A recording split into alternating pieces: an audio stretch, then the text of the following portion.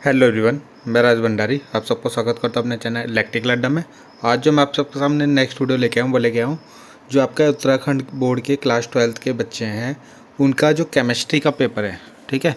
तो उसके लिए इंपॉर्टेंट क्वेश्चन लेके आया हूँ प्रीवियस ईयर के, ठीक। तो जैसे कि हमने फर्स्ट यूनिट के तो कर लिए थे, ठीक है। फिजिक्स के भी मैंने फर्स्ट यूनिट और सेकंड यूनिट के बना लिए हैं, और फर्स्ट यूनिट के हमने सॉल्यूशन भी मैंने अपलोड कर लिए हैं, ठीक है। तो आप वहाँ पे जाके इसको देख सकते हो। थर्ड वीडियो भी आपको जल्दी मिल जाएगी फिजिक्स की, ठीक है। और आज जो केमिस्ट्री का है उसकी सेकंड वीडियो आपको मिल रही है, ठीक है। तो दोनों ही मैं एक साथ लेके चल रहा हूँ, ठीक है। थोड़ा टाइम की कमी से क्या है अपलोड नहीं कर पा रहा हूँ मैं जल्दी जल्दी। तो यहाँ पे आपको फिर 2 वीडियो इसकी मिल जाएंगी और 2 इसकी हो जाएंगी। इसका एक आपको सॉल्यूशन में मिल गया है, ठीक है। तो इन क्वेश्चनों को आप प्रैक्टिस ज़रूर कर लेना, ठीक है। क्योंकि यही क्वेश्चन आपके आगे आपके जो आपके हाफेली हैं, फाइनल है, प्री बोर्ड है, ठीक है, उन सब में ये रिपीट होंगे, ठीक है। क्योंकि पिछले 4 से 5 साल के जो हैं, जो क्वेश्चन पिछले 4-5 साल से रिपीट हुए हैं वही क्वेश्चन आपके ये हैं, ठीक है। तो देखते हैं आगे। तो जैसे आपको पता होगा जो सेकंड यूनिट है वो है आपकी इलेक्ट्रोकेमिस्ट्री, ठीक है। तो इलेक्ट्रोकेमिस्ट्री में आपका क्या क्या है, जैसे रेडॉक्स रिएक्शन, ठीक है, ये आपका सिलेबस है। तो इसी से रिलेटेड आपका क्या होगा, क्वेश्चंस होंगे, ठीक है। तो देखते हैं। तो जैसे कि पहला क्वेश्चन है जो ये आया है एग्ज़ाम में कि in which electrode of a galvanic cell oxidation reaction जो होती है टेक प्लेस, यानी गैल्वेनिक सेल में ऑक्सीडेशन रिएक्शन कहाँ पे होती है, ठीक है। तो आपको पता है कैथोड होता है, एक एनोड होता है, ठीक। तो जो ऑक्सीडेशन होती है वो एनोड पे होती है आपकी, ठीक है।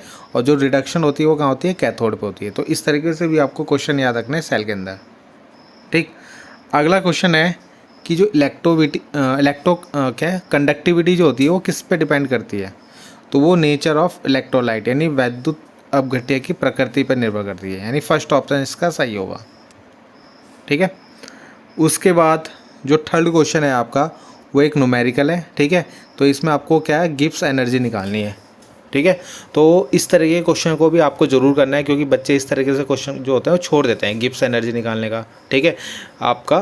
तो इसकी प्रैक्टिस आपको ज़रूर करनी है, ये भी एग्ज़ाम में ज़रूर आता है, ठीक है।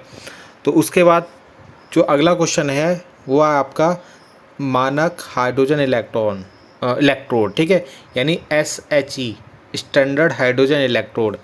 इसका आपको डायग्राम बनाना है, ठीक है। बहुत इंपॉर्टेंट क्वेश्चन है, हर साल रिपीट होता है ये क्वेश्चन, ठीक है। तो इसका आपको डायग्राम बनाना है और उसकी इक्वेशन, जो एनोड पे कौन सी इक्वेशन होगी, कैथोड पे कौन सी इक्वेशन होगी, वो आपको इसके अंदर लिखनी है, ठीक है। तो ये ज़रूर कर लेना आप लोग, क्योंकि सबसे इंपॉर्टेंट क्वेश्चन आपका इस चैप्टर में यही है, SHE स्टैंडर्ड हाइड्रोजन इलेक्ट्रोड। फिर उसके ऊपर ये नस्ट इक्वेशन के ऊपर एक न्यूमेरिकल आपका आया है, ठीक है। ये मैप आपको इसमें निकालना है, ठीक। तो ये क्वेश्चन भी आपको ज़रूर प्रैक्टिस कर लेना। बाकी अगर नहीं होगा तो आप कमेंट करना, मैं इसके सॉल्यूशन ज़रूर आपको प्रोवाइड करा दूंगा, ठीक है। पहले क्या होता था, इससे बहुत कम क्वेश्चन बनते थे इस चैप्टर से, 2-3 मतलब इंपॉर्टेंट जो होगा उसी से आता था, क्योंकि पहले आपका सिलेबस ज़्यादा था। अब सिलेबस कम हो चुका है तो इससे क्वेश्चन आने के चांसेस अब ज़्यादा हो जाएंगे, ठीक है। तो इस चैप्टर को अच्छे से पढ़ना, इसमें ऐसे मत समझना कि इसमें कम क्वेश्चन है, ठीक है। तो ये बहुत आपका क्या है, इम्पॉर्टेंट नहीं है, मगर अब ये इम्पॉर्टेंट हो गया क्योंकि आपके बाकी के चैप्टर कट चुके हैं बहुत से, ठीक है। सिलेबस रिड्यूस हो चुका है, तो इससे अब ज़्यादा क्वेश्चन आने के चांसेस हैं। अब है कि आपका एक सेल है, ठीक है, जिसमें एनोड क्या है, नेगेटिवली चार्ज है और कैथोड क्या है, पॉजिटिवली चार्ज है, ठीक। तो वो कौन सा सेल होता है आपका, तो गैल्वेनिक सेल होता है, ठीक है। तो ये इसका आंसर हो जाएगा, ठीक। अगला है, इसमें भी आपको गिब्स एनर्जी निकालनी है, ठीक है, और स्टैंडर्ड सेल पोटेंशियल निकालना है। ई नॉट सेल निकालना है आपको, ठीक है, और डेल्टा G0, यानी ये दोनों आपको फाइंड करना है, ठीक है। तो ये न्यूमेरिकल भी बहुत इंपॉर्टेंट है। ये स्टैंडर्ड हाइड्रोजन इलेक्ट्रॉन निकालने के लिए भी क्वेश्चन आता है आपके एग्ज़ाम में, ठीक है। अगला है, फिर से देखो SHE आ गया, इसका डायग्राम बनाना है, ठीक है। और इसको रिवर्सिबल इलेक्ट्रोड क्यों बोला जाता है, ठीक है, वो भी आपको इसके अंदर बताना है। और जो ये एक इसके अंदर ना प्लेटिनम की वायर होती है, उसको ब्लैक कोटेड क्यों किया जाता है, ठीक है। तो उसका भी यूज़ क्यों किया जाता है, उसका भी आपको रीज़न लिखना है, ठीक है। ठीक, यानी जो वो प्लेटिनियम वायर होती है ना उसके अंदर, उसका क्या काम होता है, सॉरी, ठीक है। तो उसका क्या काम होता है वो आपको इसके अंदर बताना है, ठीक है। अगला क्वेश्चन है यहाँ पे ये न्यूमेरिकल, देखो ईएमएफ निकालना है आपको इस क्वेश्चन का, ठीक है। तो इस क्वेश्चन को भी आप जरूर कर लेना, ईएमएफ निकालने वाले क्वेश्चन। फिर आपको कोलराज लॉ, ये भी इंपॉर्टेंट है, ठीक है।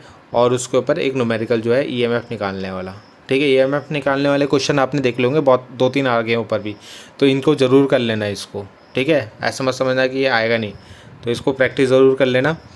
फिर आपको नस्ट इक्वेशन, ठीक है। और नस्ट इक्वेशन अभी ऊपर भी देखा था, उस पर एक न्यूमेरिकल आया था। और ये क्या है क्वेश्चन आपका, ये सेल रिएक्शन दी है आपकी, ठीक है। मतलब ये इक्वेशन दी है, कंप्लीट सेल रिएक्शन दी है, आपको इसकी सेल रिएक्शन लिखनी है। Write cell reaction for the following cell, यानी ये सेल हैं आपके, है ना, सेल इक्वेशन है, तो इससे आपको सेल रिएक्शंस लिखनी है, ठीक है। मतलब इनको अलग अलग लिखना है, मतलब इसको ऑक्सीडेशन और रिडक्शन जो रिएक्शंस होती हैं उनकी फॉर्म में लिखना है, ठीक है। तो ये ज़रूर कर लेना इसको भी, ये रिपीट हो गया दोबारा, ठीक है। ये न्यूमेरिकल आपका देखो, आपका क्या है इसमें ईएमएफ निकालना है, ठीक है। तो ईएमएफ निकालने वाले क्वेश्चन आपने बहुत देख लिए। डिफाइंड कंडक्टिविटी क्या होता है, मोलर कंडक्टिविटी क्या होता है, इन दोनों की डेफिनेशन आपको देनी है, तो इंपॉर्टेंट है ये डेफिनेशन, ठीक है। 1 नंबर में आती है एग्जाम्पल जो है एग्ज़ाम में आपके। फिर ये आपका देखो ईएमएफ निकालिए, तो क्वेश्चन रिपीट हो गया, सॉरी दोबारा, ठीक है। तो एक क्वेश्चन ये है, इसमें आपको ये देखो कोलराज लॉ पे आपका, ठीक है। तो इस न्यूमेरिकल को जरूर कर लेना, 3 नंबर का न्यूमेरिकल है और बहुत सिंपल न्यूमेरिकल है आपका ये, ठीक है। तो इस क्वेश्चन की प्रैक्टिस भी आपको ज़रूर करनी है। उसके बाद ये क्या है, calculate the equilibrium constant of the following reaction, तो इक्विलिब्रियम कांस्टेंट निकालना है आपको, ठीक है। तो इस न्यूमेरिकल को भी चेक कर लेना, अगर नहीं होंगे तो आप कमेंट करना, मैं इसके भी आपको सॉल्यूशन प्रोवाइड करा दूंगा, ठीक है। और ये क्वेश्चन ये है, इसमें भी ईएमएफ आपको फाइंड करना है, ठीक है। तो कैलकुलेट ईएमएफ, और ये इक्वेशन दे रखी है आपको, रिएक्शन जो है सेल रिएक्शन दे रखी है, ठीक है। तो उससे निकालना है आपको, ठीक है। अगला है इलेक्ट्रोकेमिकल सेल क्या होते हैं, और उनकी 2 इम्पॉर्टेंट एप्लीकेशन लिखनी है आपको, ठीक है। तो ये भी इस थ्योरेटिकली है, ठीक है, तो इसको आप ज़रूर कर लेना। फिर आता है फैराडेज लॉ, इलेक्ट्रोलाइसिस, बहुत ही ज़्यादा इम्पॉर्टेंट, ठीक है। तो इसको ज़रूर आप लिख लो, है ना। तो इसको तो ज़रूर कर लेना, दोनों लॉ इसके अच्छे से पढ़ लेना। और इसमें इलेक्ट्रोमोटिव सेल और पोटेंशियल डिफरेंस में क्या डिफरेंस होता है, क्या अंतर होता है, ये आपको पढ़ना है, ये आपका फिजिक्स में भी है, ठीक है। तो इसको भी आप ज़रूर कर लेना, ठीक है। ये तो आपका है नहीं, तो इसको रहने दो। उसके बाद है कोलराज लॉ, ये कोलराज लॉ आपको लिखना है, ठीक है। और स्ट्रॉन्ग इलेक्ट्रोलाइट क्या होते हैं, वीक इलेक्ट्रोलाइट क्या होते हैं, ठीक है। इनके ऊपर आपको शॉर्ट नोट लिखना है। तो थ्योरेटिकल है पूरा, ठीक है। तो ये आप देख सकते हो बुक्स, इसमें मिल जाएगा आपको इसका आंसर, और अगर नहीं होगा तो बता देना, ठीक है। उसके बाद यहाँ पे भी ये 2 सेल रिएक्शन है, ठीक है। Fe ऐसा हो गया Fe+2, ठीक है। शायद ऊपर भी आई थी, दोबारा आ गई, ठीक है। और H2SO4, ठीक है, ऑब्लिक H2, ठीक है। और दूसरा वाला क्या है, H2HCl और फिर Cl2, ठीक है। बाकी यहाँ पे Pt होगा आपका, और इस वाले में भी Pt होगा। तो इन क्वेश्चनों को ज़रूर कर लेना, ठीक है। यहाँ पे भी Pt था। तो ये आपकी, इसमें आपको सेल रिएक्शन देखनी है, ठीक है। तो ये आपके इंपॉर्टेंट क्वेश्चन इसमें इतने ही थे, ठीक है, इस चैप्टर में। तो यहाँ पे मैंने आपको देखो दोनों चैप्टर जो है उनके इंपॉर्टेंट क्वेश्चन करवा दिए हैं, बता दिए हैं, ठीक है। अगर आपको इन दोनों के सॉल्यूशन चाहिए होंगे तो बता देना, मैं इन दोनों के सॉल्यूशन करवा दूंगा, ठीक है। और आपको कहीं पे भी दिक्कत हो कमेंट करना, ठीक है, मैं उसका जो भी होगा आपको बता दूंगा, ठीक है। कहीं पे भी आपको दिक्कत होगी तो उसको नेक्स्ट वीडियो में आपको मतलब उसका सॉल्यूशन प्रोवाइड कराने की कोशिश करूँगा, या जो भी दिक्कत होगी तो उसको बता दूंगा आपको, ठीक है।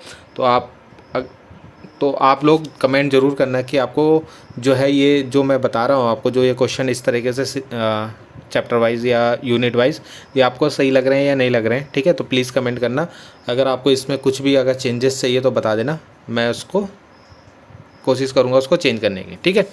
तो थैंक यू।